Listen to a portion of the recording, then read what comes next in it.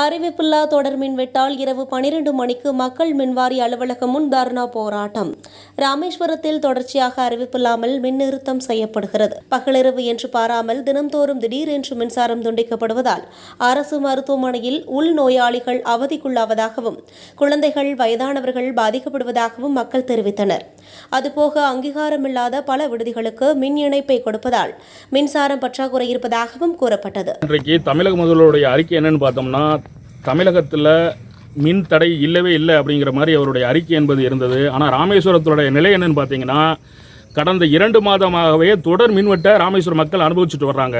அதனுடைய எதிரொலி இன்னைக்கு தமிழக முதல்வர் என்பது தடையில்லா மின்சாரம் நாங்கள் தமிழகத்துக்கு வழங்கியிருக்கோம் அப்படின்னு சொல்லிட்டு அவருடைய அறிக்கை என்பது இன்னைக்கு வெளிப்பட்டிருக்கு. ஆனால் யதார்த்த நிலை என்னன்னு பார்த்தீங்கன்னா, ராமேஸ்வரத்தில் தொடர் மின்வெட்டு இருக்குது. அதன் காரணமாக நள்ளிரவு நேரத்திலையும் கூட ராமேஸ்வர பொதுமக்கள் போராட்டக்கூடிய சூழலுக்கு தள்ளப்பட்டிருக்காங்க. இதுதான் தமிழகத்தினுடைய யதார்த்த நிலை.